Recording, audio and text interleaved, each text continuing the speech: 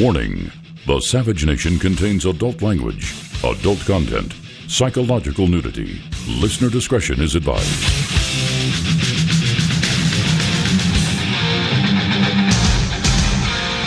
And now, America's most exciting radio talk show, The Savage Nation, home of borders, language, culture. And here he is, winner of the National Radio Hall of Fame Award, Michael Savage. It's the Savage Nation. Lou Pate in for Dr. Savage. Check out michaelsavage.com for all the latest headlines. Subscribe to the Savage newsletter. And while you're there, pick up a copy of Trump's War, His Battle for America. More important now than ever. You are listening to the Savage Nation, the cornerstone of the Trump presidency. If it was not for Dr. Savage, President Trump would not have that title of president. It all began here. And I'm honored and thrilled to be in for Dr. Savage today. And we invite you to the conversation at 855-400-SAVAGE, 855-400-7282. Well, Donald Trump sat down with the New York Times and didn't have too many nice things to say about Attorney General Sessions, but were they really that bad? I have to question why the president would sit down with the New York Times. I mean, they're his enemy. They're the enemy of the people, but most certainly they are his direct enemy, trying to bring him down. Is it all a big nothing story, the Sessions thing? Think about your relationship with your boss and the ups and downs, the roller coaster ride that is. The investigation into the Russian collusion story is investigating. Robert Mueller is now looking possibly at Donald Trump's finances, having absolutely nothing to do with campaign finance, his business finances, the business finances of his family. Hey, history has shown us that when these investigations expand, they never end. They never end. Think about Bill Clinton. It began with Whitewater. It ended with Monica Lewinsky and an impeachment. Think about Valerie Plame being exposed. Where did that go to? It ended up with Scooter Libby being put in jail. A lot more details coming up on that, but they're hunting for someone. If they cannot bring down Donald Trump, they'll love to bring down somebody around him. Jared Kushner, who knows? Paul Manafort, even though he's not in the campaign anymore. Oh, Donald Trump Jr., he would be a big fish. And there's a lot of rhetoric going around pertaining to the collusion and just everything, even the budget. Nancy Pelosi saying the Republican budget stirs up violence. Bernie Sanders has said on 18, 20 occasions that Republicans are going to be responsible for the death of people. They want people to die. Now, well, he's backing away from that. So there's a lot of rhetoric, there's a lot of rhetoric, coming from the Democratic side, and we're going to take a look at a lot of that. We have it. Our producer team, Team Savage here, Robert and Jim, nothing goes away. So Bernie Sanders says stuff, we have it for all of eternity, and we can bring it back. The issue of climate change is also on tap. Oh, boy, I'll tell you, these environmentalists, they've never met a human being that they did not like. That's right. Bill Nye, the science guy, I never liked that whole term. It's just goofy. He wants people to die. It's true. It's true. Bill Nye says old people must die for climate science to progress. I'll tell you, those tolerant, we're there for the people, and the Republicans are not Democrats, environmentalists, right, left-wing wackadoos. I'll tell you, they're really out there. But Attorney General Sessions, he's under fire. But should he be? Donald Trump gave an interview that I feel he should not have given. He should not be talking to the New York Times at all. As I said, they are his enemy. They have been against him since the beginning. They hoodwinked him during the campaign when he went in there for a meeting, and then they recorded the meeting and then released it. They have not been a friend to the people. They have not been a friend to the president. They have not been a friend to the nation. They have not been good journalists. They haven't been practicing journalism at all. So he said what he said about Sessions, saying if he knew he was going to recuse himself in reference to the Russia investigation, he wouldn't have hired him. Okay? And basically, if you read the statement in full, he's basically saying, if you told me you weren't going to be doing the job in full, I wouldn't have hired you. Kind of like you, if you at a job interview and you tell them, I'm not going to show up 3 days a week, or I'm not going to show up every Monday. I'm only going to work Tuesday through Friday. You're not going to get the job. It's kind of in that vein. That's the way I took it. Am I wrong? No, but the media is taking it as he wanted the fix to be in. He went with Sessions because Sessions was the first senator to support him, and he figured he had his back on anything. And if I get him in there, the fix will be in, and I don't have to worry about any collusion story. Of course, just that thought process implies Trump's guilt that there is some type of collusion, and he's trying to cover it up. It is truly amazing. And why do they think this way? Why do they think this way?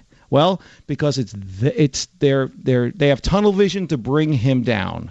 Do you remember the luncheon yesterday just at the White House? Senator Heller was sitting to one side of Donald Trump. Tim Scott was sitting to the other side. And from the footage I saw, it was very jovial, very lighthearted. He was joking around. And that's when he made the statement about the Senate not going home. Do not go on your August recess until you get health care done. Now, I'm paraphrasing. I forget the exact words that were being used, but he said to Heller, I want to see you be a senator next year, something to that effect. He laughed. Heller laughed. Actually, the whole room laughed. But no, Slate magazine and NBC, I quote, Trump threatens Senator Dean Heller at lunch. May have found Trump care patsy. Because, Heller has to be brought over to the side of a yes vote. It is truly pathetic at this point. You look at MSNBC, we have Rachel Maddow, Mrs. Russian conspiracy over there, sees a conspiracy with Russia and everything, twists it, turns it into something it's not. Folks, it was a joke. The president made a joke where everybody, literally everybody in the room laughed. It can't be taken out of context. There's no hidden messages. But you know what it is? Anything he does, anything that this president does is going to be twisted into something that it's not. A joke turns into a threat. A comment about Sessions turns into now, is his job safe? I see headlines now. Sessions says he will not resign. No one's asking him to resign. Think about the Sessions question. Think about it, okay? I'm asking you, is it, we can quote Van Jones, is it a big nothing burger? I don't think it's a story. I don't think the alleged threat against Heller is a story. What it is that Trump is raw. Okay? He's slightly unpolished at times when he's talking off the cuff. And he's, honest. This is something that people are not used to from a politician. You have your Obamas and your Clintons. They can talk for 10 minutes and not say anything. Then everybody has to spend the next 3 days trying to decode what they said. George W. Bush to a certain extent, but a lesser extent, I should say. But here we have unfiltered, raw, in your face. The media doesn't know what to do with it because it's like he said what he said and that's what he said. But they don't like what he said. No, he can't be making a joke with a guy who is not voting the way he wants to vote. It must be a veiled threat. He's not happy with Sessions recusing himself in the Russia investigation. It can't just be something that he's unhappy with. No, it's got to be something more. He really wanted him to be his in guy. It's nefarious. He wanted the fix to be, and he's Nixon. It's Watergate. It's always Watergate. It always ends with Watergate. Remember Nancy Pelosi said that? What we have here is a media who doesn't know what to do with an honest president, even when he's being jovial, even when he's being off the cuff. I ask you this. Have you ever been on the outs with your boss? I have. Have you ever been on the in with your boss where there's nothing you can do wrong? You get a pat on the back.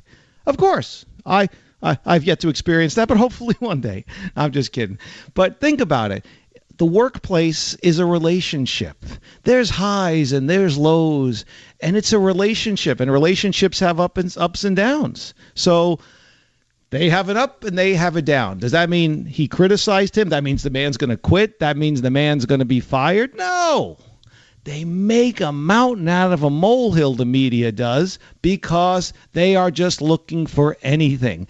They are searching for that silver bullet in a silver mine, and they're just never going to find it.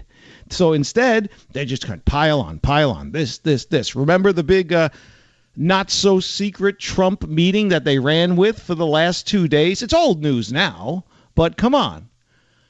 Two men meet in a room, chatting after dinner, maybe over dessert. The other 18 G20 leaders are there, and their spouses, waitstaffs, cameras. The press was aware of this dinner. It was in a ballroom the size of a gymnasium. The table was as long as a football field, packed with people.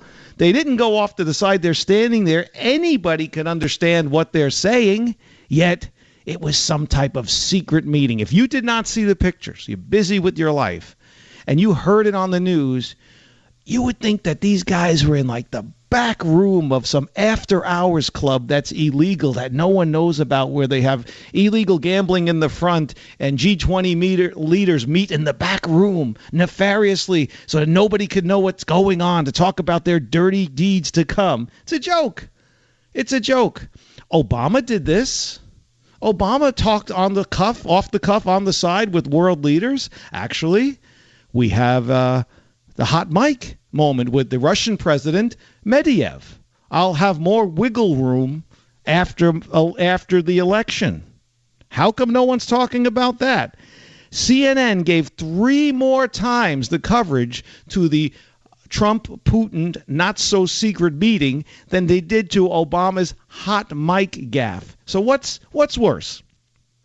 Putin and Trump talking off to the side, or saying I'll have more wiggle room after the election? What does that mean? So we've got Sessions recusing himself and Trump not too happy about it. It's just a minor tiff with a boss-employee relationship, okay? Really, though, we have Mueller going into his investigation and going into Trump's finances. Where is this going? They're not going to stop until they get a head on a stick. Trust me. We've seen it with the Valerie Plame investigation. We've seen it with Whitewater. And, of course, our friends on the Democratic side. Has anybody asked how Representative Scalise is doing? They talk about Republican budget stirring up violence.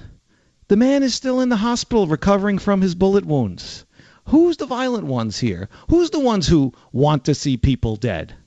My name is Lou Pate. We'd like to get you to call in on any of this here on the Savage Nation. 855-400-SAVAGE, 855-400-7282. This is the home of Trump's war, his battle for America, and the battle continues every day. And the place to get updated on it is right here at the Savage Nation.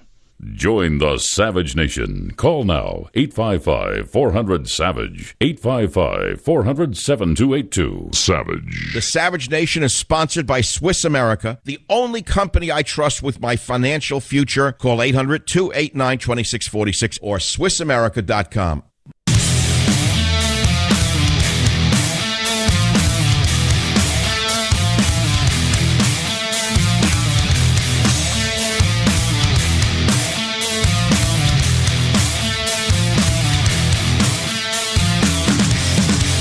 Welcome back to the Savage Nation. Lou Pate sitting in for Dr. Savage. Remember, you can go to michaelsavage.com, get all the latest headlines, subscribe to the Savage newsletter. It is free and delivered to your inbox. You can't ask for better than that. And while there, pick up a copy of the New York Times bestseller, Trump's War, His Battle for America, More Important Now Than Ever. Did I mention it debuted #1 on the New York Times bestseller list? No, it did not inch its way up there. It started at the top and is continuing to do very well. And for that, we thank you. But still, you can give it as a gift or give it to a friend or neighbor who has not read yet. Trump's War, His Battle for America, like reading the events of our times in real time. 855-400-SAVAGE. We're talking about Attorney General Sessions and his relationship with Donald Trump after Donald Trump gave that interview to the New York Times, one that I don't think he should have done, being that they have not the best interest of journalism, him or the country in mind. But I ask you, should he have gone to the New York Times? I don't think he should have. And is it a big deal? Is this like everything else that the media takes and runs with and is trying to make a mountain out of a molehill? I ask you to think about your relationship with your boss. Ups and downs, right? Highs and lows. Good days, bad days. I'm sure there's days where your boss laces into you or maybe tells another colleague, some negative thing about what you did. And then just the opposite, that they praise you. So I don't think it's a big deal. I think it is a nothing story. But with Trump and the media, nothing is a nothing story because anything he does has some type of a conspiracy angle to it. There's a reason for it. And it always comes back to Russia. But as we have seen with the Russia investigation, this is kind of funny. With the Russia investigation, all roads so far have led back to the Obama administration. Think about it. From Comey to Loretta Lynch, and now Susan Rice, and now Samantha Power, who will testify next week. She was the UN ambassador under Obama. All roads somehow lead back to the Obama administration. Yeah, they've got this meeting that they're really overanalyzing that nothing is going to come from. So, and Mueller knows this, so he's going in a different direction, going after Trump's finances. Robert, if we can, let's let the folks who haven't had a chance to read the New York Times interview with Donald Trump hear what he had to say. Please, cut number 1. Sessions gets the job. Right after he gets the job, he recuses himself. Sessions should have never recused himself. And if he was going to recuse himself, he should have told me before he took the job, and I would have picked somebody else. Mm-hmm. He gave you no heads up at all in any sense. Zero. Okay. So Jeff Sessions takes the job, gets into the job, recuses himself. I then have, which frankly, I think is very unfair to the president. There you have it, in his own words, basically saying, I'm hiring you to do a job, but now you're not going to do the job. I would have gotten someone else had you told me. Has nothing to do with looking for someone to fix the Russia investigation. Lou Pate here with you. You are listening to The Savage Nation, 855-400-SAVAGE. Remember, get your copy of Trump's War, his battle for America. You are listening to The Savage Nation. Join the Savage Nation. Call now, 855-400-SAVAGE, 855-400-7282. Savage.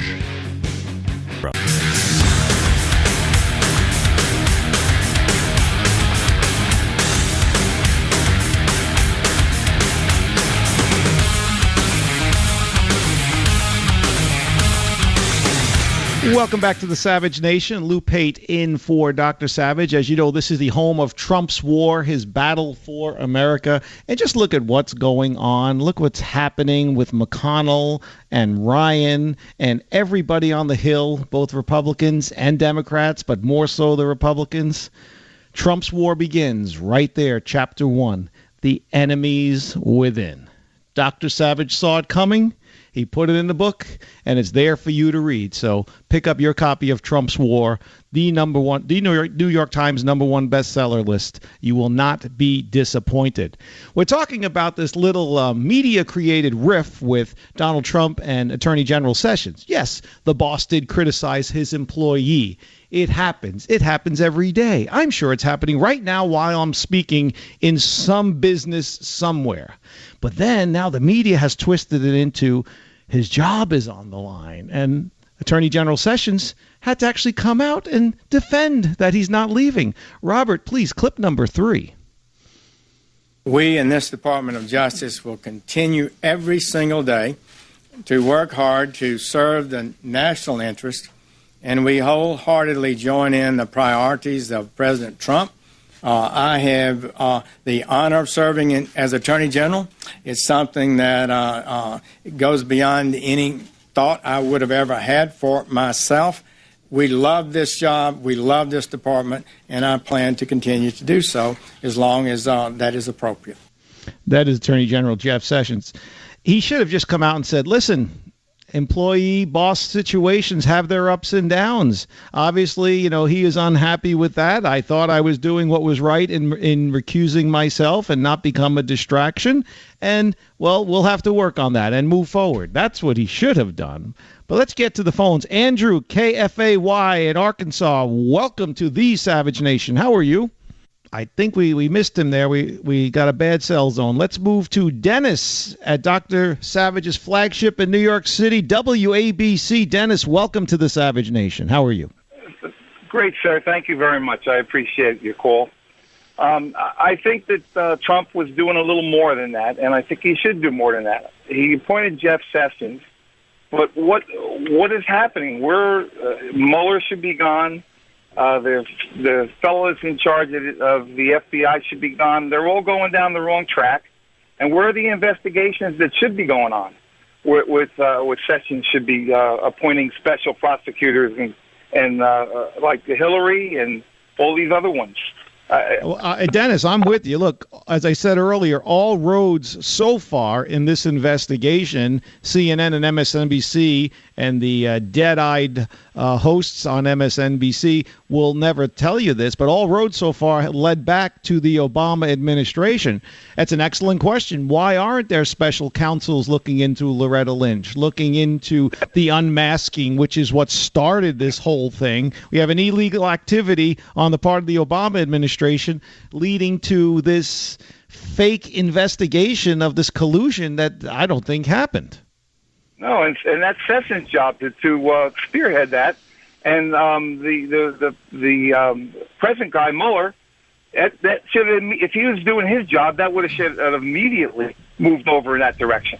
Well, Mueller now is a headhunter, okay? Mueller is looking for someone to take down. He would love to take down Trump.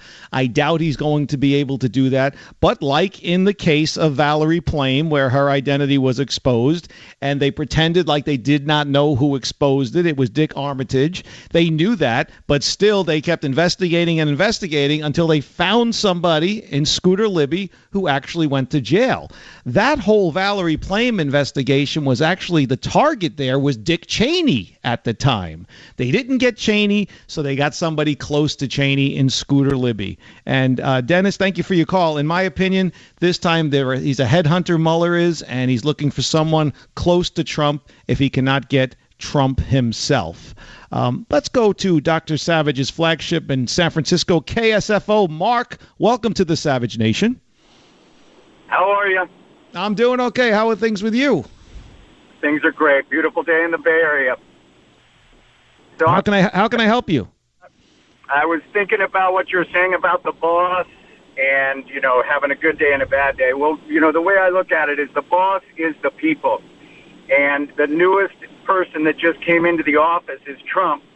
And the elites they used to be the alpha male. They're in the cube next to Trump, and they just cannot handle it. So they've come out at the very beginning. They're pissed off. They just said resist. So that's all they're doing. It's just resist. The beauty of Trump, it's like you said, he's honest. It's freaking him out because nobody's ever been honest. They don't have to do much to pick through it because he's just laying it on the line. But watching MSNBC last night, you've got these guys that pile on. They're not talking about news. They're just piling on. And the one African-American gentleman that was speaking started bad-mouthing the whole situation about how Trump's looking into the elections, which we have to do. But he made it into this horrible thing that Trump is doing. Then they brought on this historian. And, great, you got this lady that's studied history, and she just can't believe it because there's never been any guy that's done horrible things like Trump. The bottom line is there's never been anybody like Trump, and that's why he got elected. And so I just think that what Trump needs to do is just stay to the course, keep being honest, and when it comes time for re-election, just play all these clips, play all of what he's been honest, and if he just sticks to his guns, he may not get stuff done because people are not working with him, but at least he's stayed true to the course. All those clips of all those newscasters, they won't go away, and he can use those in his ads when he's running for re-election. So you know, the bottom line is you hit it on the head. He's being honest, and people can't handle it. Well said, Mark. Thank you for your call. And also, you could add in anything he does is going to be twisted. It's going to be misconstrued. You know, when Mark just mentioned history, it dawned on me that today is the anniversary of the day Neil Armstrong walked on the moon. It was January 20th, 1969. Have we come far as a society since then? Think about it. Technologically, we have, of course, with the satellites and the iPhones and the Samsung 8s and the pads and the tablets and the this and the that. We've really made leaps and bounds technologically. But as humans, have we come far? Have we taken one step further? He's stepped on the moon on this day in 1969, ran around up there like a kid. And we're running around down here in circles.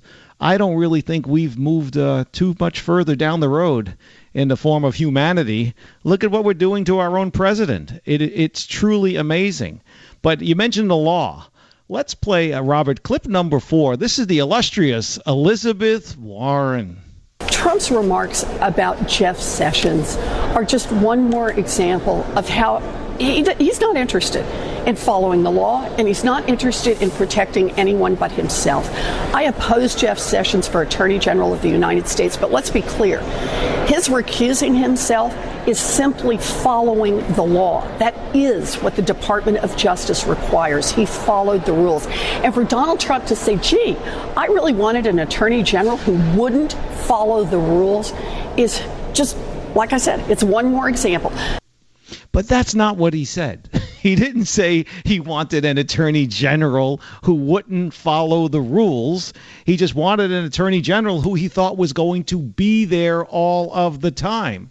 See, they take especially Elizabeth Warren. She has no credibility. Do you know she was at a function was it last night or the night before last, tipping wine glasses with a bunch of Wall Street bankers, the people she supposedly loathes in society, the people that she tells you are the enemy of the people, yet she'll go down there and schmooze with them because she might need their checkbook down the line if she ever decides to run for president. Amazing. They're all just a bunch of hypocrites when it comes to this stuff. Shirley in Dallas at KLIF. All right, we'll move on from Shirley and we'll go to a WKZO in Michigan. Jim, welcome to the Savage Nation. How are you? How are you today? How can I help you? Well, as far as the Sessions thing, yeah, I mean, I definitely think that Sessions pretty much kind of pulled a fast one on him. I think Donald was counting on Sessions to, stick with him. I have a little different opinion as far as what he wanted to stick to him with, but I think. Give me your opinion. What do you mean? You laugh. What do you say? What are you thinking? Okay. Well, I basically think Trump put Sessions in there for the same reason as he put all of his shysters in there. Wait, shysters? What do you mean shysters? Swamp. He is the swamp. Come on, take a look at Manafort. Take a look at Donald Jr., who just. Oh wait. Okay. Hold on. What is it about Manafort you don't like? Oh, nothing except that he's been paid $16 million a year or some nonsense by Russia. Listen. All right, hold on, Jim. With that said, let's be fair. What do you think of John Podesta? John Podesta. You know what? I don't know much about him. Well, can I tell you that he was paid $35 million with Russian business dealings? Yes. No different than Paul Manafort. He had business dealings in Russia, and he made a lot of money. John Podesta, Hillary's campaign manager in 2015, made $35 million alone just off of business dealings with Russia.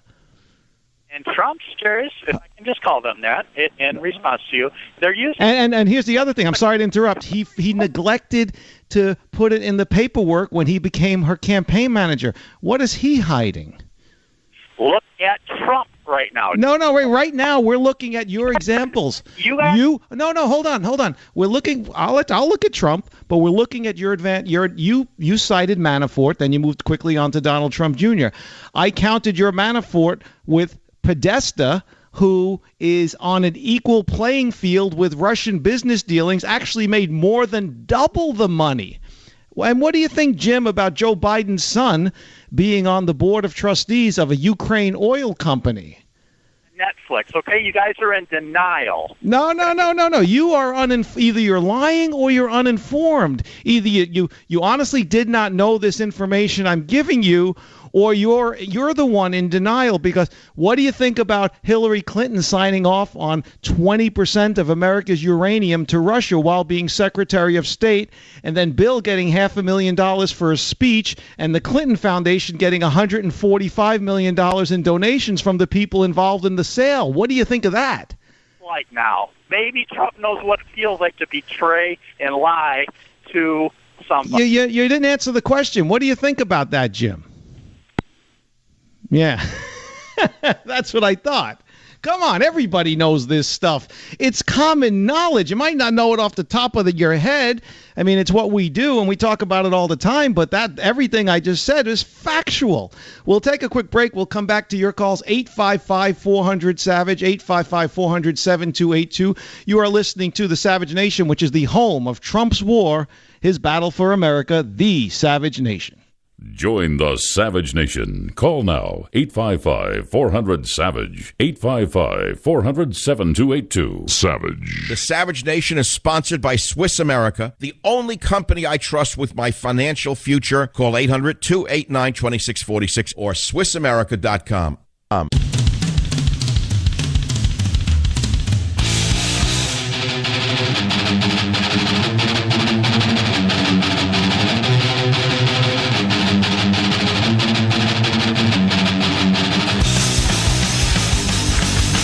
Welcome back to the Savage Nation. Lou Pate here with you. Pick up a copy of Trump's War, his battle for America.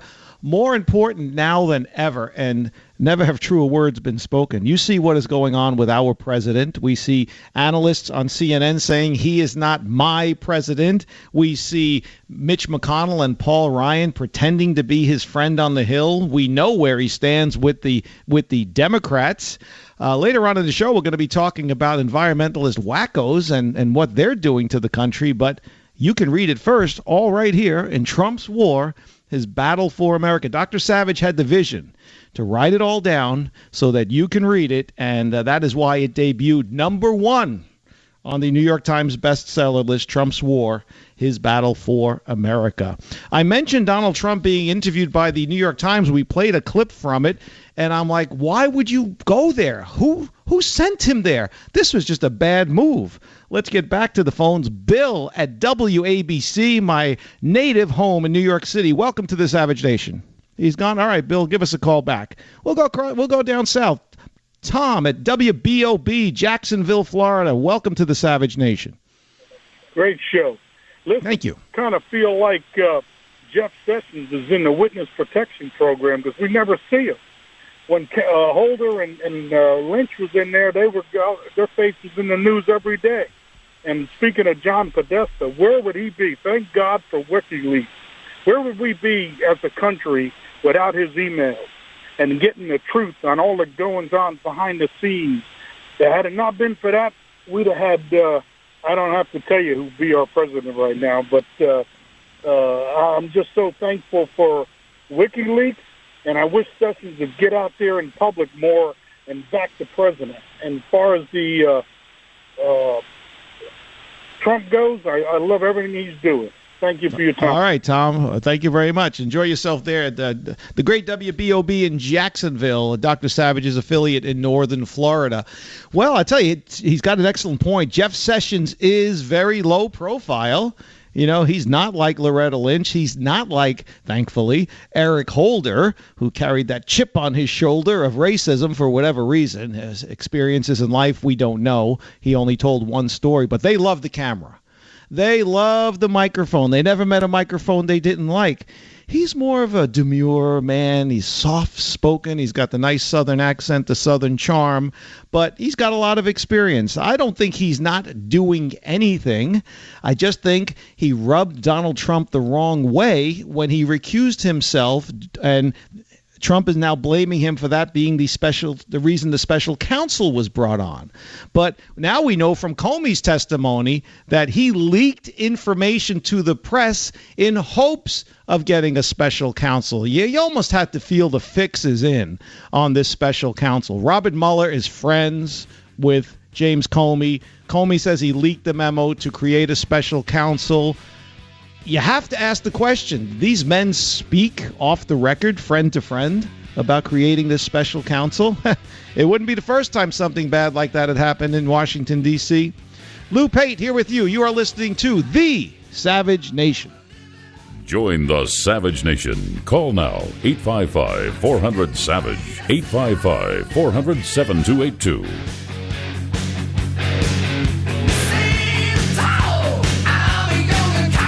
Savage.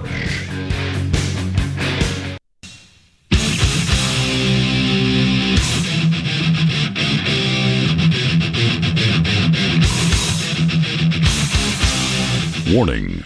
The Savage Nation contains adult language, adult content, psychological nudity. Listener discretion is advised.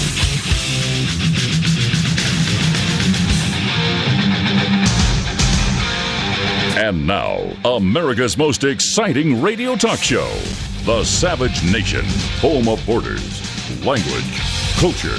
And here he is, winner of the National Radio Hall of Fame Award, Michael Savage. Welcome to the Savage Nation. Lou Pate sitting in for Dr. Savage. And remember to pick up your copy of Trump's War, His Battle for America. More important now than ever before. If you'd like to get in on the conversation, it's 855-400-SAVAGE, 855-400-7282.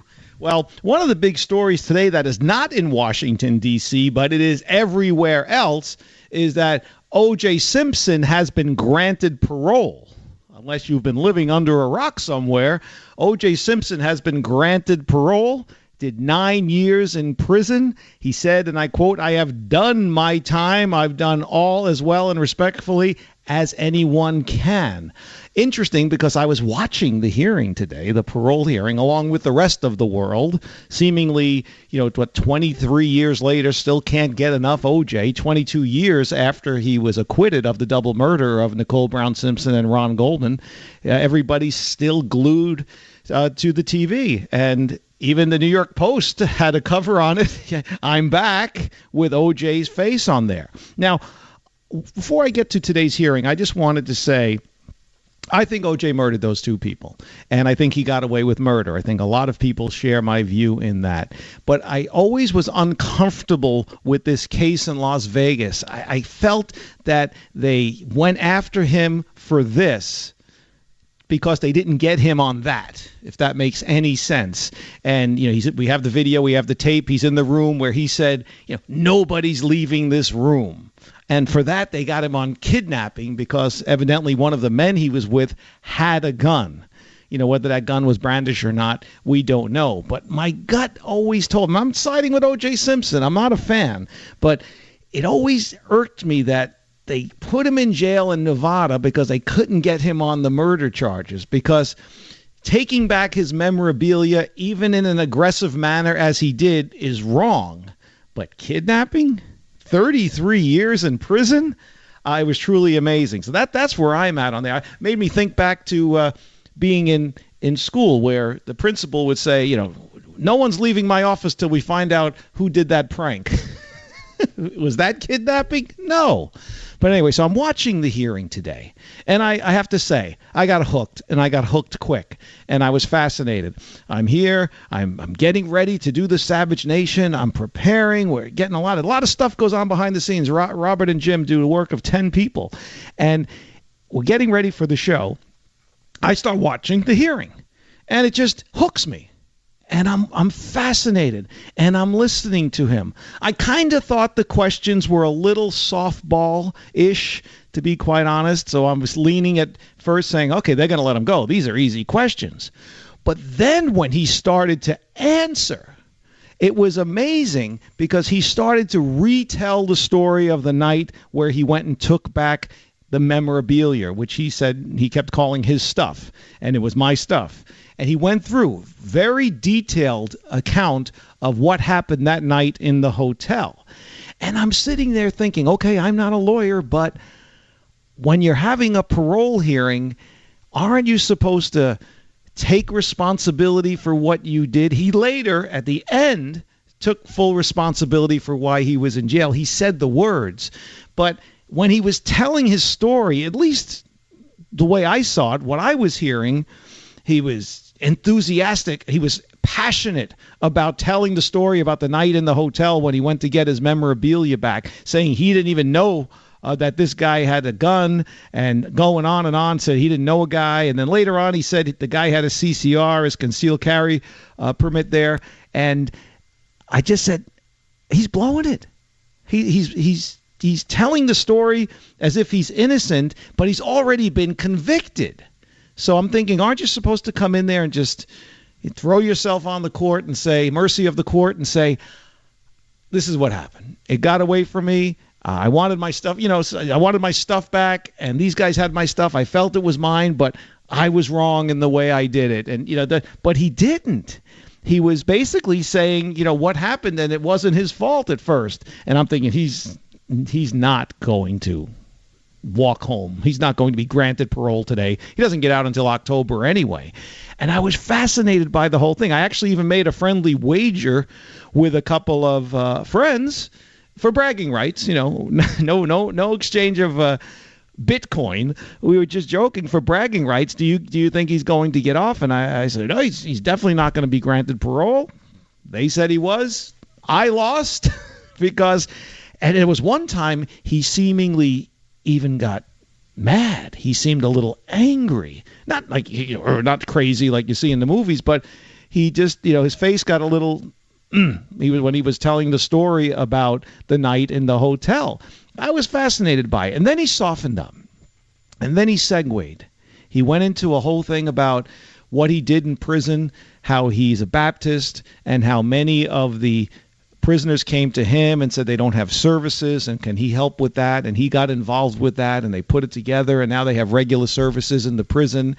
And then the thing that I felt was his strongest point was when O.J. Simpson was talking about the violence in prison and how so many fights start over stupid things. He cited an incident on a basketball court where someone will complain about something, and someone will get mad at them, not because of what they're complaining about, but the way they said it to them. They were being disrespectful, he says, and it'll turn into a whole big thing.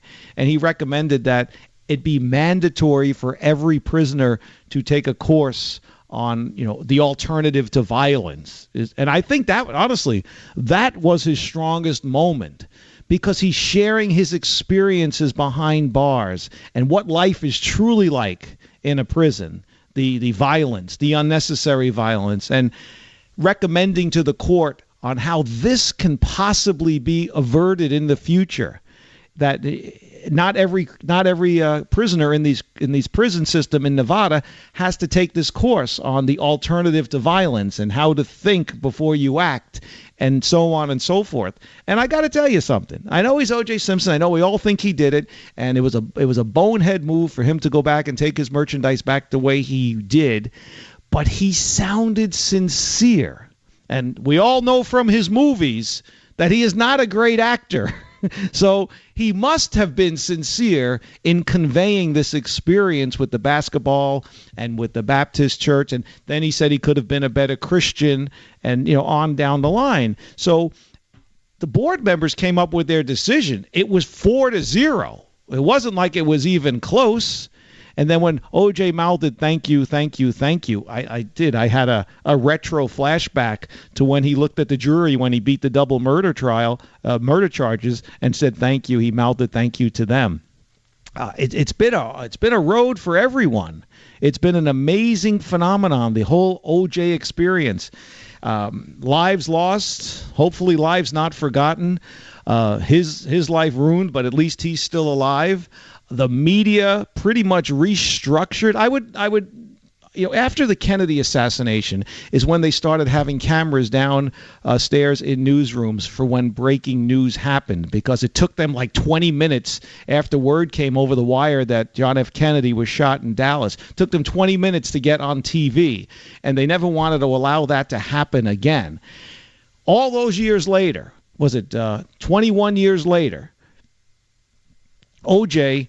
rewrote the book on how newsrooms act and how cable TV, which wasn't around during Kennedy, is now presented to the people. There's always a moment in history where these things happen. We had Nightline and Ted Koppel because of the Iranian crisis situation in the late 70s. They started doing a half hour after the news to address the hostage situation. That's how Nightline was born. That's how we all came to know Ted Koppel. So from Kennedy to cameras in the newsroom to the Iranian crisis and nighttime news after the news to now 24/7 cable news, internet, with the O.J. trial really was kicked off. And the analysis, some might say over-analysis of the situation back then, but gripping television, gripping drama nonetheless. The world was all watching when those acquittals came down, and the world reconvened when he was arrested on these kidnapping and other charges in Las Vegas. And here we are again, 2017, O.J.'s parole hearing, and we're all watching it. We're all fascinated as if it was day one all over again. One of the negative things that comes out of the O.J. trial, though, is the Kardashians. Robert Kardashian, one of his lawyers, one of O.J.'s original lawyers, father of the Kardashians we know from TV today. That would be the only negative I see coming out of that when it comes to media presentations, because now we're stuck with them. So O.J. will get out. He will not be released until October. And you say, Lou, it's July. Why does it take so long? I don't know. The wheels of justice churn slowly. This is how long it takes state workers to get the paperwork together. Who knows the reason why?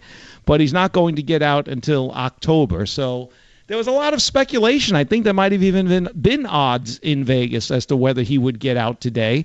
And it is a fascinating case, and it will always be a fascinating case. It has changed the way news is presented. It has changed the way trials are done as to whether there's going to be cameras in the courtroom or not. And there are the one-liners that came out of that. Everybody has their, if the glove don't fit, you must acquit, and on and on. Everybody has their own opinion on the O.J. case. You can debate it until the cows come home, the moon comes up, the sun goes out, whatever cliche adage you want to use, and no one will ever agree to disagree when it comes to the O.J. trial. It is one of those fascinating things in Americana, and here we are. Another O.J. reunion. America gathered around the TV set, and O.J. is there standing front and center. It seems the appetite is insatiable. We just can't get enough of O.J. My name is Lou Pate. You are listening to The Savage Nation. Join the Savage Nation. Call now, 855-400-SAVAGE, 855-400-7282. Savage. The Savage Nation is sponsored by Swiss America, the only company I trust with my financial future. Call 800-289-2646 or SwissAmerica.com.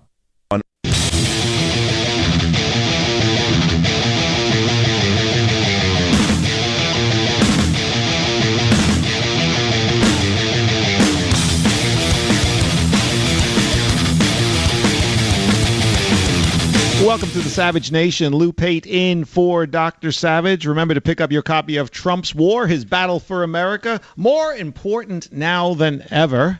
Well, O.J. has been granted parole, but we all know what about he being acquitted for the double murder back in October of 1995.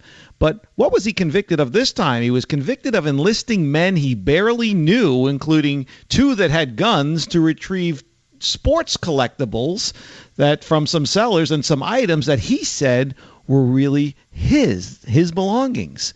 And in the parole hearing today, if you're busy with your job, taking care of your kids, or just having a life, and you didn't get a chance to see it, O.J. said during today's hearing, and I quote, it's kind of mind-boggling to me that they, meaning the state of California, returned property to me, hence the sports memorabilia, that I'm in jail for.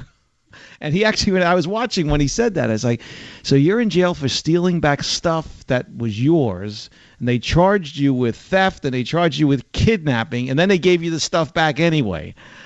Truly an amazing phenomenon, truly an American phenomenon. We have a cut of OJ today from the hearing. Robert, can you please? I've done my time. I'd just like to get back to my family and friends, and believe it or not, I do have some real friends, but I don't think I could have represented this prison. I don't think any inmate has ever represented it better than I.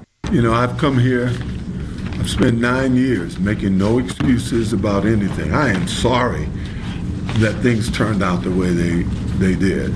I had no intent to commit a crime. Now, Bruce Fromong, who was a friend, said that he has accepted OJ's apology there, and I guess the parole board did as well. I actually thought this thing was going to, have a hearing, and then they're going to retire, and like judges do, they go home, they write their decision, and then they'll release it tomorrow or in a few days or however that was going to work. But after the hearing was over, and again, I'm getting ready to host the Savage Nation, I'm looking at the TV, and it says, soon, decision on OJ parole. And I'm like, wow, they're going to do this today. So everybody's just kind of sitting around, and OJ's in the court. He's kind of just, talking to his lawyers and socializing with people, and they're just waiting on it. And I'm like, bam. So I said the wheels of justice churn slowly because he won't get out until October. But, man, they came out with this decision today. I kind of can't help but think that the decision was made before the proceedings even started. That's just my gut. That is just how I feel about this. You could feel free to disagree, but I just kind of got the feeling by the weight of the questions, or lightweight, I should say, of the questions, the tone that they were delivered, and I just kind of felt, not that the fix was in, but they're like, we don't want this anymore. We don't want to have to revisit it. We had a parole hearing in 2013. He was denied. Now it's 2017. I always felt these charges were trumped up on OJ to try to get him for the murders, but now it's been 9 years. 9 years, because he said nobody's leaving this room. And when he said that, 2 people had guns on them. The guns weren't out, but the guns were on them. And that's it. And he's done 9 years. I have to say, he looked pretty good. He's thinned down. His hair receded a little bit, but he thinned down and he looked good and he carried himself well. I find it odd, though, that when you're at a parole hearing that you have to wear the prison jumpsuit, because it's kind of hard to convey to someone that, I'm no longer a danger. I'm not that prisoner you put in here X amount of years ago, in this case 9, and you're sitting there in the state garb that they give you when you're in a prison. It's just a hard one. But will our appetite for anything OJ ever die? I'll say no. I'll be a dust ball. It'll be 1,000 years down the line, not maybe 1,000, but 50, 60 years down the line, they'll still be talking about this. We'll all be gone, but OJ will remain. The trial and tribulations will go on, and it'll be debated, and it will be discussed, and there will be more movies and more TV shows. You will see. Hopefully no more crimes. My name is Lou Pate. You are listening to The Savage Nation, the home of Trump's war, his battle for America. Join the Savage Nation. Call now, 855-400-SAVAGE, 855-400-7282. Savage.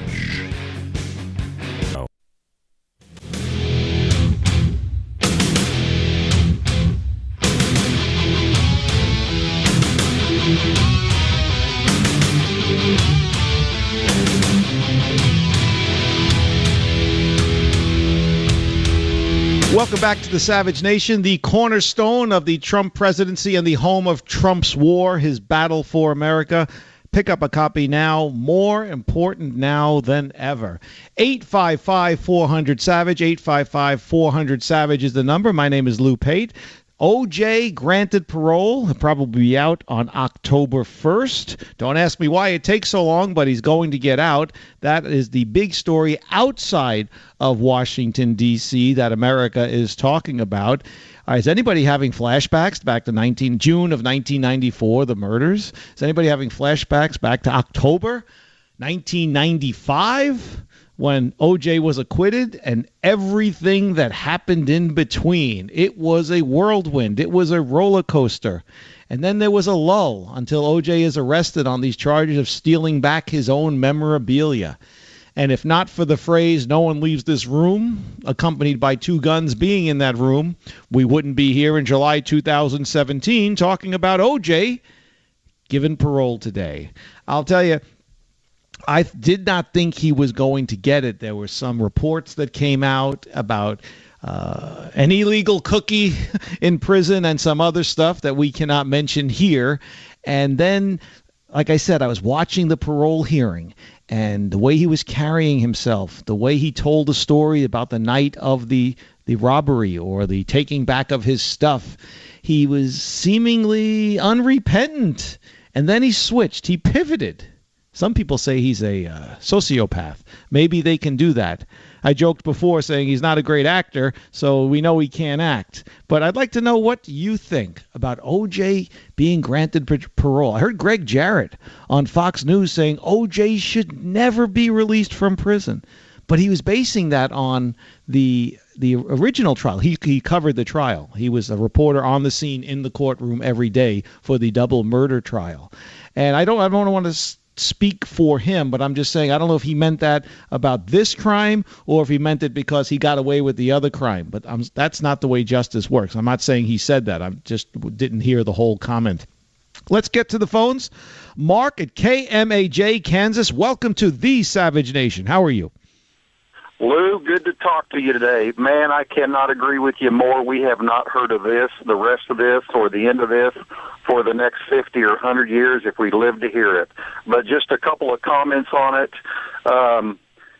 In the scheme of things, I'm nearly 60 years old, and just like you and probably most people listening to this radio show today, thank the Lord we have something else to listen to except the Donald Trump circus going on right now.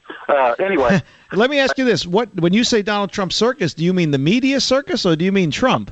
Oh, no, not Trump. I'm talking about the witch hunt. Ah, okay. Let me ask you this about O.J., and this goes out to all of the millions of listeners to the Savage Nation. Mark, what do you think the world's fascination, America's fascination with the O.J. trial was? A heinous double murder, a huge celebrity, probably one of the biggest of any era. Is that it? Is it just celebrity driven? What is it? I mean, other celebrities have committed crimes since then, before then. We've never seen anything like this. Did it just coincide with, cable TV hitting its stride? Fox News came around in around 1996. CNN had been there since 1980. It gave a platform to so many people who made media careers out of this. What do you think is America's fascination with all things O.J.? Well, yeah, I mean, it's multiple things that have, it's the perfect storm of coverage, so to speak.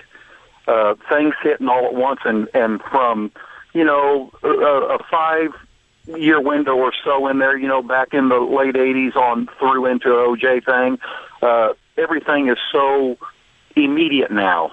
When it happens, we see it. The Iraq War. I mean, it's everything, And so but this is something that went on. The trial itself was 9 months. There was nothing immediate about it. It was day in, day. I know people who were glued to the TV. I know I was working in radio at the time. All radio shows, from FM morning shows to talk radio shows, were talking about it much of the day, if not all of their shows. It was an incredible phenomenon on all levels, from media life to civilian life. It's all anybody talked about, and even the comedians were getting in on it. Jay Leno with the dancing Edos. There was a lot. Everybody got in on the act, and a lot of people made a lot of money too. Exactly. I will confess, I was one of those that I don't know if I could say that. I don't know how I'd say that I could get enough of it, but I was glued like probably most Americans were. But I just want to make a couple of comments. You're exactly right. He was there to get stuff that belonged to him back, like any of us would have, and had it not been for the previous heinous crime that was done that most people feel that he got away with, as I do as well, that this would be a no-brainer. He would have got in, got out. If it was my Heisman Trophy that had been stolen, et cetera, I'd say nobody's leaving this room till I get my stuff. And then, you know, that also points to another thing, that any of us listening today, if we think that we are untouchable by our government, all they can get us, arrest us, incarcerate us on the slightest little thing that might come out of the mouth at their convenience. I well said. Hey, Mark, I got to run. Mark at KMAJ in Kansas, thanks for your call. Thanks for your support of the Savage Nation. I have to say, I was troubled when O.J. was convicted for these crimes in Nevada, because it just did not sit well with me, because everybody knew, nobody really wanted to say it, but everybody knew that he was going to jail for the double murders. As Mark just said, if the double murders had never occurred and O.J. had a clean record up to that point, it would have been maybe a fine, a slap on the wrist. It might have gone into a civil case of some sort, but no way would it have been 9 years in jail. Robert has another clip of O.J. from the proceeding today. Robert, if you will, please. This is O.J. Simpson. I'm not a guy that has conflicts on the street. I don't expect to have any when I leave here, but I feel that I'm much better prepared. But more so from, I think, my commitment to being a better Christian, because I thought I was a good guy. I had some problems with fidelity in my life, but I've always been a guy that pretty much got along with everybody. And Robert, thank you so much for playing that clip, because it reminded me of the moment when he laughed like that, and I was watching it, and he said, I've had some problems with fidelity, and I'm like, okay, it's funny, but man, you're out of parole here. You're not supposed to be. I don't think anyway. Hey, I've never had a parole hearing, so what do I know? I'm just thinking you're not supposed to take any of it lighthearted, let alone, oh, yeah, I've had some trouble with fidelity. Another line during the parole hearing that stuck out at me, they asked him if alcohol was involved the night of the incident where he took back his memorabilia. And he said, yes, they had been drinking because they had been celebrating something and they had a few drinks, but he doesn't have a problem with drinking. And he said, to my knowledge, no one has ever said I've had a problem with alcohol or any other, drugs for that matter.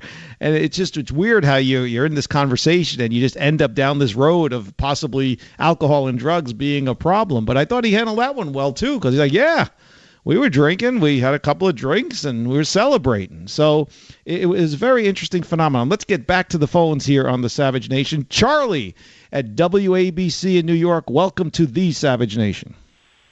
Yeah, hi, hello. America is fascinated with the O.J. case because of race. The O.J.'s defense lawyers played the race card. It was a black man killing two white people. Black people, a lot of black people, by and large, cheered when O.J. Was acquitted, and I think a lot of that was racial animus. And you can't deny the fact that race, and it divided Americans along racial lines for a long time, and it did a lot of damage. Still does. Relations in this country. Hey, Charlie, it still does, and President Obama didn't do anything to help that. He along with Eric Holder, made it worse, if anything. But, it's funny you should mention that aspect of it, because race did play a big part. Look at the way they did play the race card. They painted Detective Mark Fuhrman as a racist because of things he said 10 years prior to the murder. It's all starting to come back to me. But to me, the night he was acquitted, I was with a friend who's someone I still consider a friend and someone I respect. And he's a man, black man, and he said to me, I think he did it, but finally score one for us. I was shocked. I couldn't believe it. I was like, "Are you kidding me? One has nothing. They're throwing my people." He used to say, "They're throwing my people into jail all the time." And I was like, but one has absolutely nothing to do with the other. That's a short story. But that's just kind of what Charlie was just saying, is that there was a lot of racial tension, and there still is a lot of racial tension. And people took sides based on race, and I think a lot of the jurors did too. And when he was acquitted and those people cheered outside the courtroom, it was perplexing to me. I understood why they were cheering, but it made absolutely no sense. They were cheering, at least at analyzing it later, is because a black man was acquitted of killing 2 white people instead of looking at it from the human perspective. 2 people were slaughtered by a man. The color of the skin shouldn't matter, but we are in America, and it does. And that was a big part of the case. And again, it cannot be said enough. The thing that troubled me is that this case, he did time, and he did so much time because he was acquitted of the double murders. And I often wonder, well, if they could do it to a super A-list at the time, no more, but super A-list and beloved celebrity like O.J. Simpson, well, where does that leave the rest of us? Think about it. The Tom, Dicks, and Harrys and the Janes. Think about all of us out there. If they want to pin something on you and make it stick, it could easily be done. And now with technology, with cameras and recording devices each and everywhere we go, it's troubling. I find the whole thing troubling that he did 9 years. And nobody is supposed to take the side of O.J. Simpson because he is O.J. Simpson. He is a man who brutally slaughtered 2 innocent, unarmed people because he was jealous and insecure and couldn't handle the fact that his wife had moved on. That's all it was. And he got away with it. And that was horrible. And that is a tragedy. But all these years later, to put him in jail for something so nonsensical, I find it troubling. I find it troubling that the prosecutors in the state of Nevada, Clark County, did that. And we should all be concerned about that too, not just when it happens to someone else, because as the old adage goes, when it happens to you, then it's too late. We'll take a quick break. We'll come back. My name is Lou Pate, sitting in for Dr. Savage. Honored to be sitting in for Dr. Savage here at the cornerstone of the Trump presidency and the home of his New York Times bestseller, Trump's War, His Battle for America, The Savage Nation. Join the Savage Nation. Call now, 855-400-SAVAGE, 855-400-7282. Savage. The Savage Nation is sponsored by Swiss America, the only company I trust with my financial future. Call 800-289-2646 or SwissAmerica.com.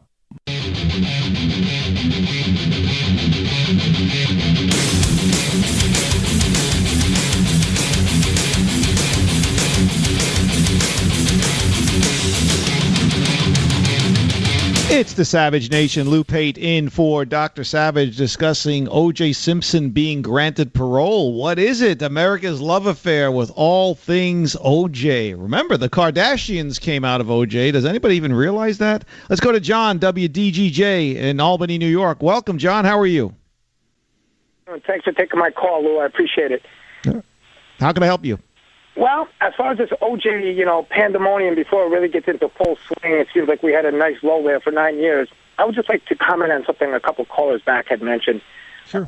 It is true O.J. went in there to collect property that was originally his, and, in a lot of ways, he probably had every legal intent to get it back. However, the comment that the caller, I believe his name was Charlie, mentioned that he did what almost anybody in his situation, I don't want to paraphrase him, but what he did was essentially what anybody would do in that situation. And I just want to challenge that to the extent that if O.J. truly believed that stuff was his, there's avenues, there's means, there's methods, there's lawyers, there's different things he could have done. And to accept the fact and to say that, anybody would have done that sounds, kind of heroic and kind of justifiable. Yeah, but I don't think this was planned, John. Sounds like they were sitting around and they're celebrating whatever they were celebrating. He never elaborated on it. Something about a softball league and taking over a softball league, and then it's like, those guys got my stuff. A few beers later, you put your beer goggles, your beer muscles, and next thing you know, you're in an elevator going up to a hotel room. True enough, Lou, but look at it from this perspective. He wasn't dealing with some, like neophytes. These guys were, career criminal. Well, I don't say career, but some of these guys had backgrounds that were less than savory. And OJ should have, looking at it this way, who's to say OJ couldn't have went in there, on this impulse, like you say, and who's to say these guys couldn't have pulled out guns and shot him dead? Well, let me tell you, his biggest mistake, number one, aside from going up there with a few beers or drinks in them, is to do it with people he did not know. He did not know these guys that he was doing this with. They were just acquaintances. And, yeah, he's lucky guns weren't drawn on him. He's lucky the guy who had the guns, the two guns, didn't shoot the people in the room. It could have been a lot worse. And, yes, he shouldn't have gone up there, but most certainly go up there with people he didn't know. But, John, thanks for your call. Do appreciate it. The father of Fred Goldman, father of Ron Goldman, Fred Goldman, he is the father, said he hoped that O.J. Simpson did not get parole. He would be upset if Simpson was paroled. He told Good Morning America that just this morning. And that's one of the things that nobody thinks about in all of this is the families. You got the families of Nicole Brown Simpson. It's just a thing we do. We don't think about the families. We get hung up in the drama. We get hung up in the courtroom. It's it's Law and Order all day marathon. But the families are still out there, and they still have lost their loved ones. That's something you have to consider. Lou Pate here with you at the home of Trump's war, his battle for America, the Savage Nation.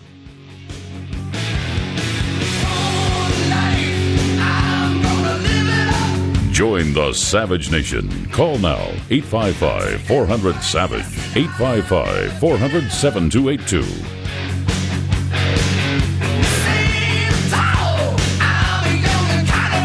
Savage.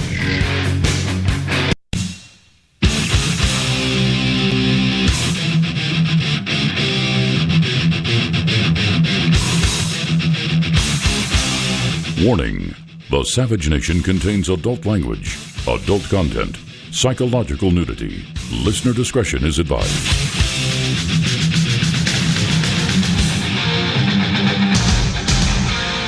And now, America's most exciting radio talk show, The Savage Nation, home of borders, language, culture. And here he is, winner of the National Radio Hall of Fame Award, Michael Savage. It's the Savage Nation. Lou Pate in for Dr. Savage, the home of Trump's war, his battle for America, the book that debuted #1 on the New York Times bestseller list. Pick up a copy. It's more important now than ever. Give it to a friend. It's a great gift. 855-400-SAVAGE, 855-400-7282. We just finished talking about O.J. Prior to that, we were talking about Attorney General Sessions and why, oh why, did President Trump give that interview to the New York Times. It's like going into the lion's den. They are never going to change. Which brings me to Robert Mueller. He is heading the investigation into this Russian collusion case, a special counsel that I don't feel should have been appointed, but it was set up by James Comey with his leaked information that he said he hoped would lead to the special counsel.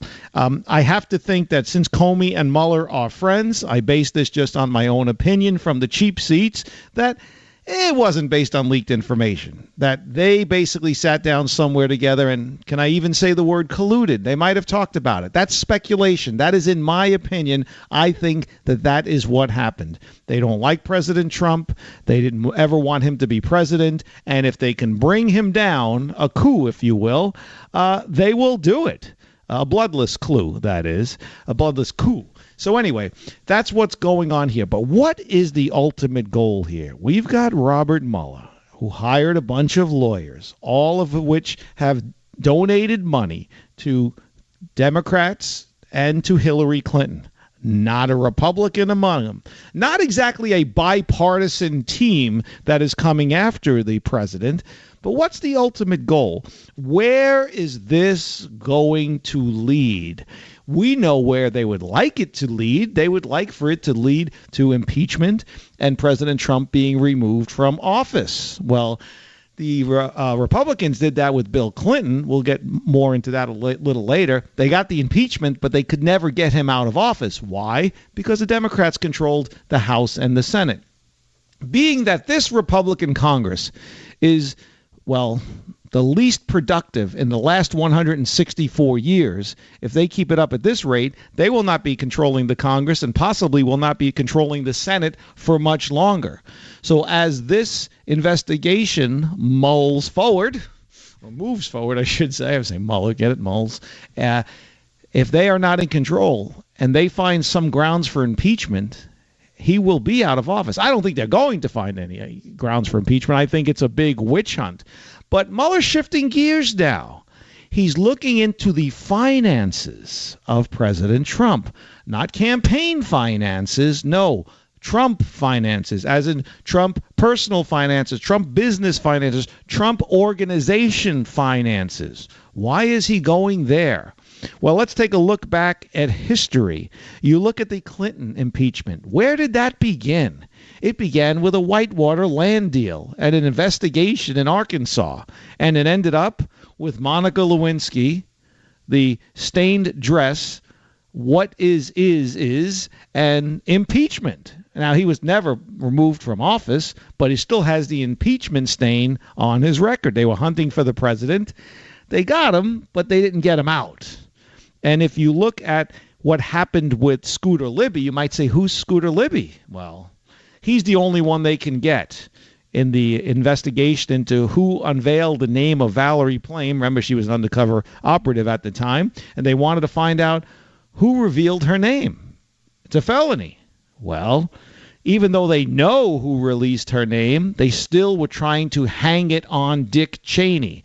So you have Valerie Plame, an undercover operative. Her name is released. It puts her life in jeopardy. It puts the lives of other operatives in jeopardy that she may have associated with. And they used that as an excuse to go after the then vice president, Dick Cheney. They wanted his head on a stick, and they were going after him full bore. It didn't work. Why? Well, because going into it, they knew already who had released the name of Valerie Plame. It was Dick Armitage. But they ignored that fact, and they just kept digging. And the one investigation leads to another investigation and uncovers this stone. And who's left holding the bag is Scooter Libby. So if they can't get to the people that they want, in this case it was Dick Cheney, you go after someone who's, close to him, and it was Scooter Libby. You couldn't get Bill Clinton, so on Whitewater, so he made his own bed, so to speak, with Monica Lewinsky and gave them the ammunition to go after him. But when they started Whitewater, they had no idea the Lewinsky thing is where it would end up. So here we are, okay?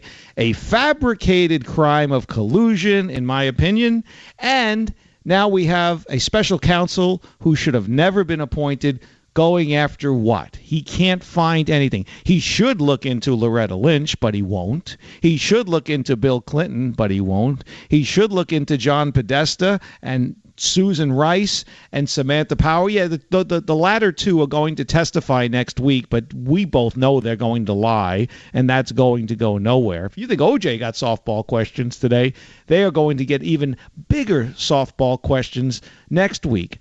The 800-pound gorilla in the room is, well, why did Loretta Lynch meet on the tarmac that day with Bill Clinton not to discuss grandchildren? Why did she allegedly possibly obstruct justice? Who told her to do that? She only has one boss. Why did Debbie Wasserman Schultz fix the Democratic primary? Who told her to do that? Did she do it just out of her love of Hillary Clinton? No, because the fix was in to get her in there. That had to come from somewhere. She was the head of the DNC. Again, only a couple of people above her. And Susan Rice. Who told her to unmask all of those Americans, which has led to this whole Russia debacle that the media keeps pushing the narrative? Again, Susan Rice, only a couple of bosses above her. All roads lead back to Obama. And think about it. We are here in July of 2017. It was March of 2017 when DNI, the former head of the DNI, James Clapper, came right out and said that there was no evidence of Trump-Russia collusion. And everybody's like, no, what'd you say that for? It doesn't fit the narrative. Get out of here. And they made it go away. And he has since changed his tune. But due to Team Savage and their expertise and their archives, we have it for you. We're going to play clip number 12, Robert. This is Director of National Intelligence James Clapper in March 5th, actually. Robert's on it, man. He's got the exact, I said March of 2017. He's got the date, March 5th, 2017. We did not include any evidence in our report, and I say our, that's NSA, FBI, and CIA with my office, the Director of National Intelligence, that had any reflection of collusion between members of the Trump campaign and the Russians. There was no evidence of that. There you have it. It should have ended right there, but they swept that under the rug. He has since gone on dozens and dozens of talk shows, and he's a Trump hater, so he's always ginning things up against Trump. And if he's asked directly, he'll say there was no collusion, but they know better than to ask him that question. They just won't do it. So he's out there, and this is the same James Clapper. I think it was a Senate subcommittee. He was the one who lied and said that Americans were not being spied on. Remember, it was the metadata thing. And he said that no information about texts and phone calls and emails were being collected on American citizens. He said that under oath. He lied under oath. Another one who should be in jail. It is truly an amazing phenomenon that these people are still walking the streets, and they're the ones pointing fingers at everybody else, mostly Trump, his family, and his associates. So my question to you, the listeners to the Savage Nation, is where is this investigation going to lead? Well, we know where they want it to lead. They want it to lead to Trump and get him out of office. But like with the investigation into Whitewater that went astray and found its way to Monica Lewinsky, just like the investigation into Valerie Plame's, the revealing of her name, went astray and they couldn't get their target and it ended up with Scooter Libby. The destination of the Mueller investigation remains to be seen. Right now, they're locked in on Trump, hoping to get him. They won't. So they're locking in on Donald Trump Jr., they're locking in on Jared Kushner. Heck, they'll settle for Paul Manafort if that's the only head they can get on a stick. Right now, he was out of the campaign quick. He was only there for like a month or so before it was revealed he had some business dealings with Russia. Nothing illegal, but just business dealings with Russia that would have been a distraction to the campaign. So he was gone. Corey Lewandowski was gone. Then Paul Manafort was gone. And Kellyanne Conway then picked up the reins from there. So they'll settle for a Paul Manafort. They'll take it. They'll take it. Anything that connects anybody related to Trump to Russia, they'll take. And they'll make a big deal about it. And they'll paint it as, well, they couldn't link it to Trump, but obviously if his campaign manager had associations with Russia that led to blah, blah, blah, they'll just drag out the narrative like what you see going on today. It's probably killing CNN. It's probably killing MSNBC that they had to stop today for OJ. As fascinating as the OJ thing is, as much as Americans want to hear and talk about OJ and watch the proceedings, as I did while we were getting ready to host the Savage Nation, it just had to trouble them. Oh, my God, it's been a whole day from John McCain being diagnosed with brain cancer to now OJ. This is getting in the way of our Russia talk. They probably were saying that. If you'd like to get in on the conversation, 855-400-SAVAGE.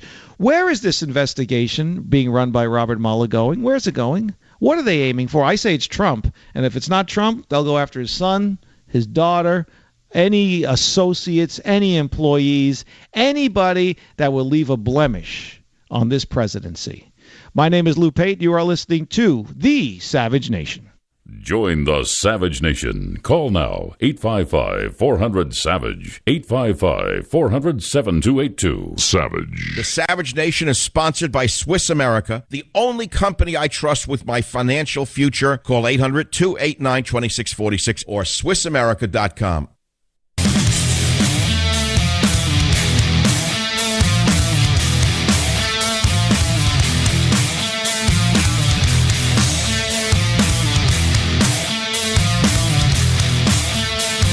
It's the Savage Nation. Lou Pate in for Dr. Savage today, and this is the home of Trump's war, his battle for America. More important now than ever before. Pick up your copy, or you can pick up a copy and give it as a gift. It would make a great gift, trust me. Debuting #1 on the New York Times bestseller list. 855-400-SAVAGE. We're talking about Robert Mueller and the investigation. Has he crossed a red line? He's investigating Donald Trump's business dealings. Think about that. Expanding the investigation to include transactions by the Trump Organization. Now, where is this going? You know what that tells me? They got nothing. They have nothing. Okay, they're turning over every rock, every pebble for the last however many months since he came in. The media has been doing it since 2 years ago, and they can't find a thing. But I guarantee you, folks, I don't want to disappoint anybody. I'm just being honest here on the Savage Nation. They will find something, okay? There might be some lug out there, some, what do you say, PSB, who doesn't even know they're going to end up in jail for some email they sent 2 years ago or something like that. Right now, they're focusing on Jared Kushner and Donald Trump Jr. But let's get to the phones. Michael, KSFO, San Francisco, welcome to the Savage Nation.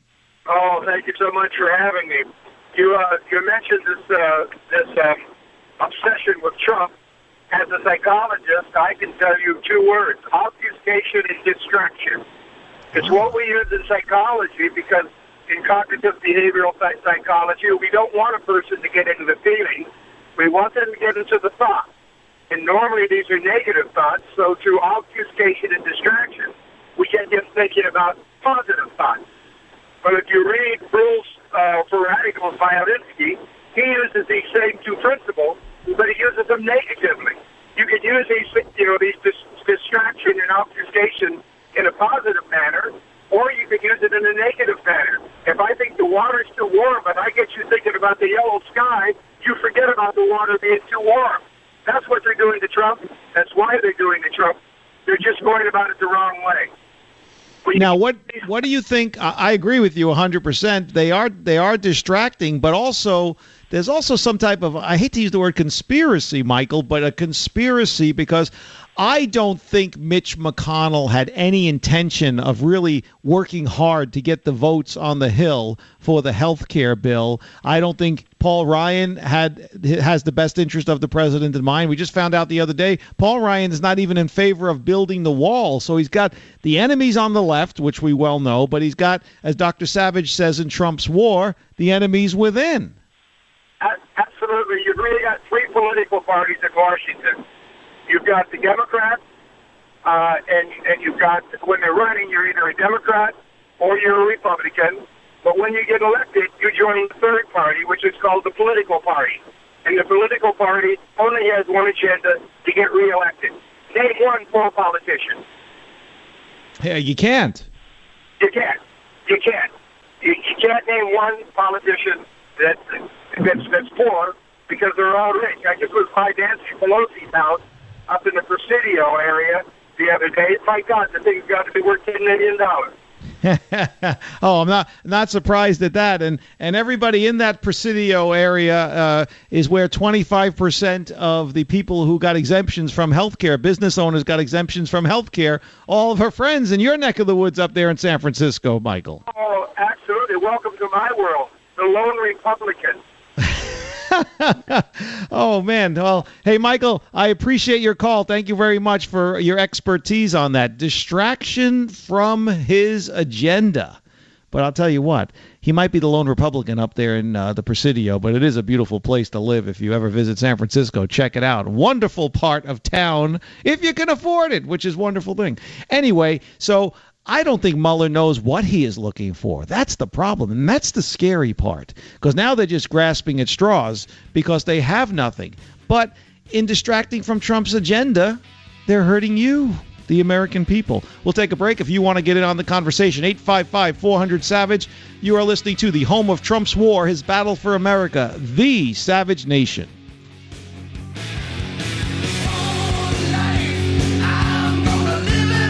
Join the Savage Nation. Call now, 855-400-SAVAGE, 855-400-7282. Savage.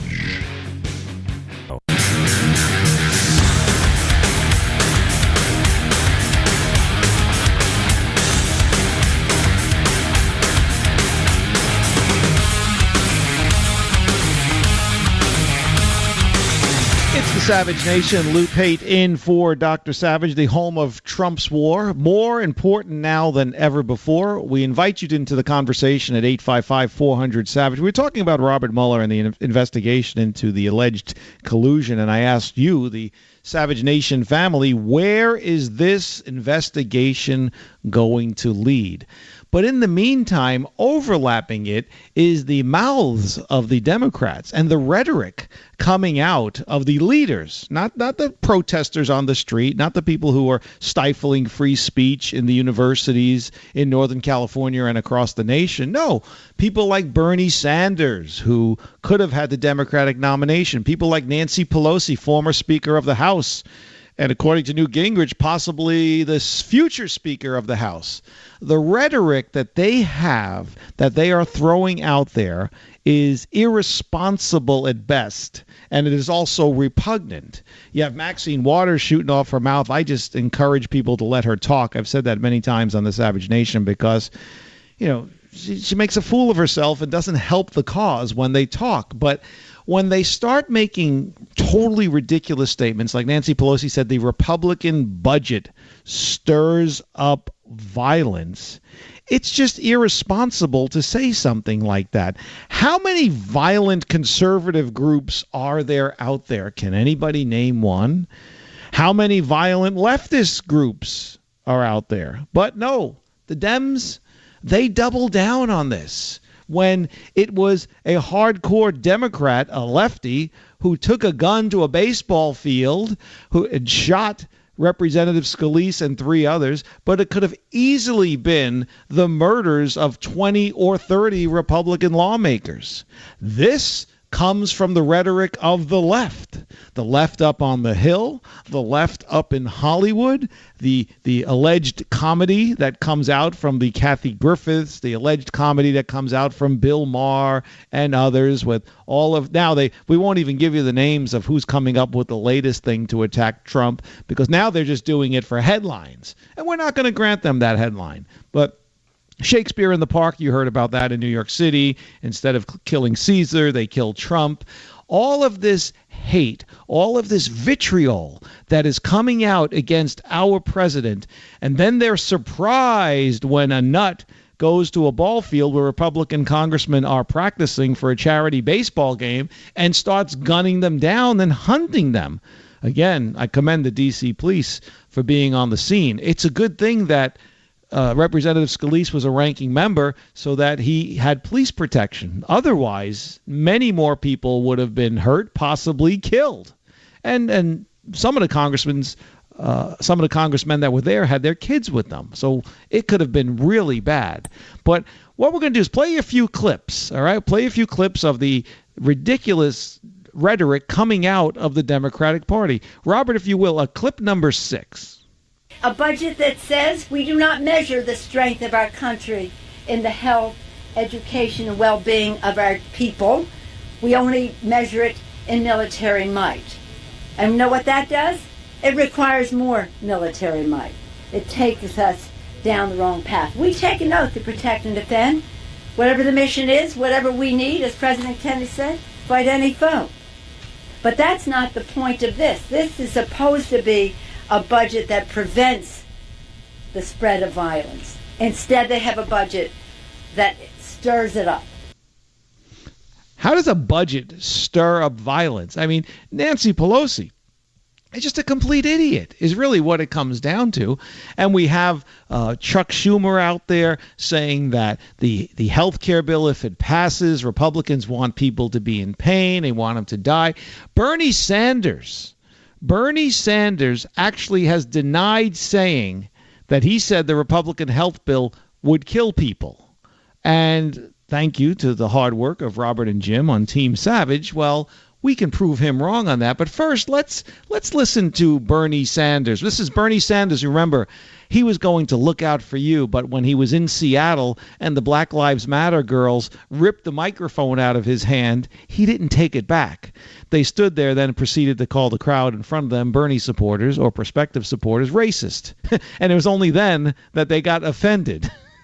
He did not take that microphone back. He cannot defend his own self. You think he was going to stand up for you, the American people? But Bernie Sanders has a problem with the truth. Here we go. Clip 7. You yourself have said Republicans are potentially killing Americans. Is that rhetoric irresponsible, and does it provide an impasse to compromise? No, I never said. That's not. You're using rhetoric that I didn't use. Oh, am okay? I? These what are I quotes. said. Oh, no, Party of death is a quote. This is what I said. What I said, and it's not me. This is a dozen or more studies that show that if you throw 22 million people off the insurance they have, these are people who have cancer. These are people who have heart disease, diabetes, other life-threatening illnesses. What study after study shows is that thousands of those people will die. All right, that's not what he said. That was Judea. Robert, is it Bila or Bila? I'm not sure how to pronounce her rest. I hate to mispronounce. Okay, Jedediah Bila. That's how you say her name. Thank you, Robert. I appreciate the correction. Well, due to the hard work of Robert and Jim on the Savage Nation team, we can play a flashback to the illustrious Bernie Sanders. What is that, clip number 11? This legislation that he is urging Congress to pass would throw 23 million Americans off of health insurance. How many of those people will die? We don't know, but thousands of them will. And I have no hesitation in saying this. If this legislation is passed and millions of people are thrown off of health insurance, not able to get to a doctor when they must, thousands of Americans will die. That's what this legislation is about, and it must be defeated. If the bill passed today in the House became law, thousands of Americans would die because they would no longer have access to health care. This was not a health care bill. This was a bill that provided $300 billion in tax breaks to the wealthiest 2%. It is beyond comprehension. All I know it's, we keep saying this about Donald Trump, but it is beyond comprehension that you have a president who basically wants millions of people to suffer, so he thinks that he can win some political points. If this legislation were to pass, many thousands of our fellow Americans will die, and many more will suffer and become much sicker than they should. People with cancer, people with heart disease, people with diabetes, thousands of people will die. I wish I didn't have to say it. Up to 28,000 Americans every single year could die. That is 9 times more than the tragic losses we suffered on 9/11. There you have it. So he lies. How could you lie? You know that everything you say is being recorded. It's being saved. Most of what you say in these speeches ends up on the evening news or on some website somewhere, and he just appears on The View and blatantly lies. Says that a Republican, the health care, is trying to kill people. Republicans are trying to kill people, okay?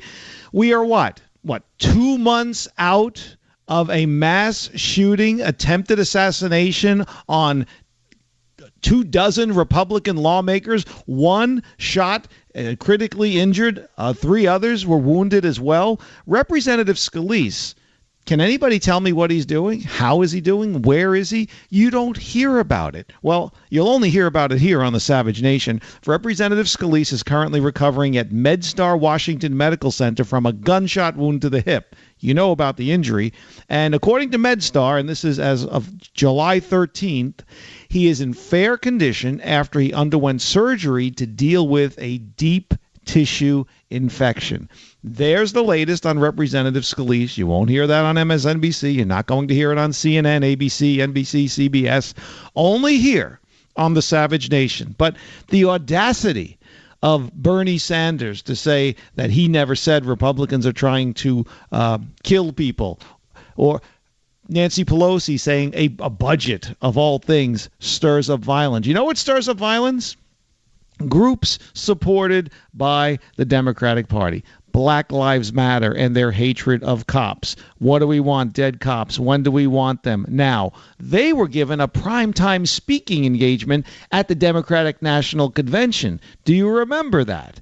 And then all of the Hollywood elitists who loathe Trump, intolerant towards anybody who agrees with them, want him out of office at any means. We have Snoop Dogg with his video where Trump is getting shot. And the list goes on and on. I named some of them earlier, the Shakespeare play and what have you. Words have consequences. These people don't realize that when you say these things, there might be someone out there who's a little touched in the head, like the guy who shot Representative Scalise, and they're going to take matters into their own hands. It's only by the grace of God and luck that nobody has been killed yet. And quite frankly, I'm surprised that more opportunities have not been taken at them. Now, we're going to be coming up on here on a break, and I got this clip, but the NAACP Reverend Dr. William Barber, okay, basically says it's heresy to pray for Trump. Praying for the man. You can't even pray for someone. The intolerant left doesn't even want you praying for someone. Gee, John McCain, unfortunately diagnosed with brain cancer, an aggressive tumor from yesterday. Would they say that about him? I wouldn't be surprised if they did. I'm not saying they have. I'm just saying the hatred knows no end. Robert, clip 16, please. It is a form of theological malpractice that borders on heresy. When you can P-R-A-Y for a president and others while they are P-R-E-Y, preying on the most vulnerable, you are violating the most sacred principles of religion.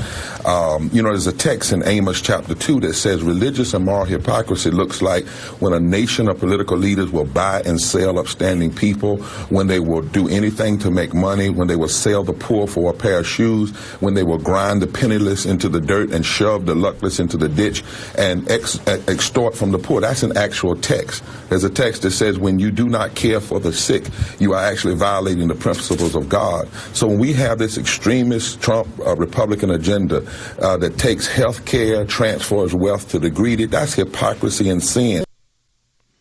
But he doesn't give any examples. See, that's the trouble with it. You could read all the passages that you want from wherever you want, and you can cite them and then heave it towards one party, or in this case, one president, and say that's what they're doing. But then you have to back it up with examples. Okay, you just can't say that. There is no redistribution of wealth going on from the poor to the rich. How can that be?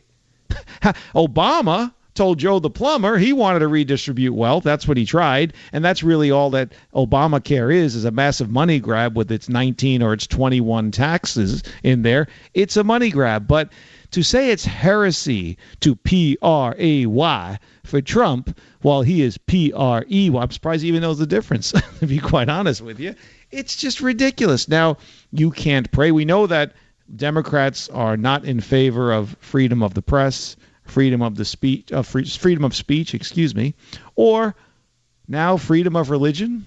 Are they going to come down on somebody at the Reverend's church if they are praying for Trump? Are they allowed to pray for the well-being and a rapid recovery for John McCain? Or would that be frowned upon? It's ignorance, and it's the height of bigotry and hate and prejudice and everything you can think about. It's just loathsome is what it is. But this is what we have. And then they wonder why stuff happens.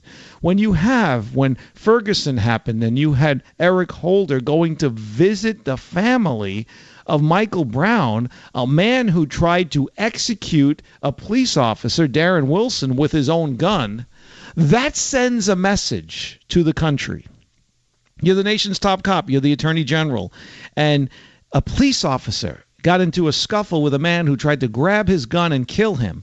And fortunately for America, the police officer got the upper hand and shot him first. You don't even go see the officer. You don't call the officer.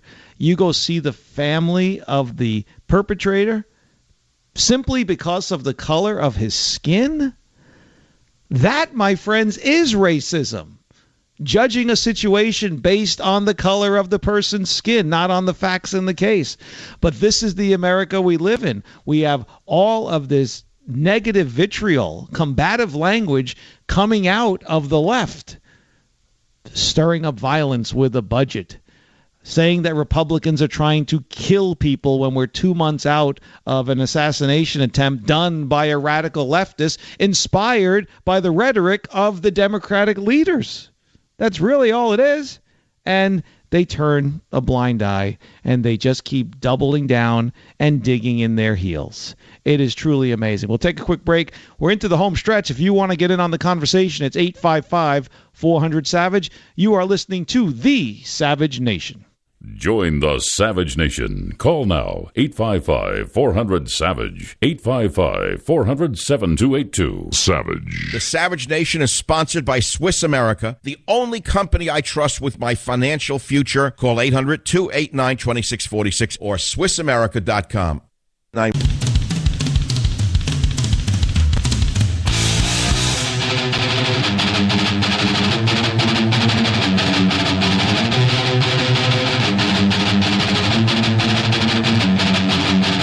Welcome back to the Savage Nation. Lou Pate in for Dr. Savage. And remember, this is the home of Trump's war, his battle for America.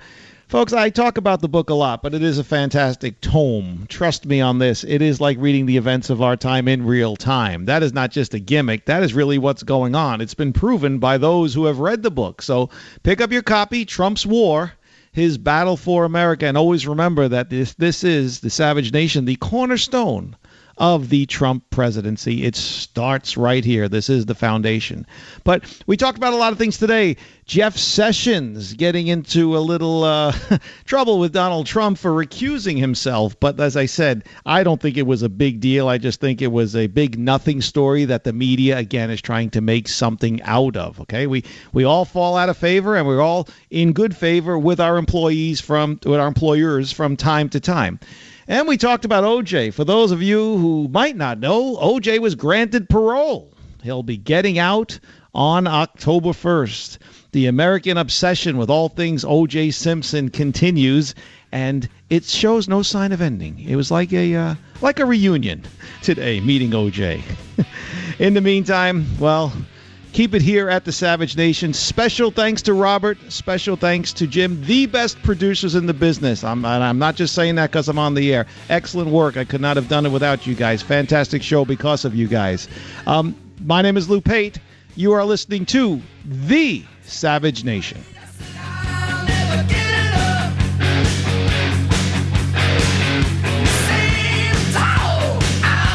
Savage.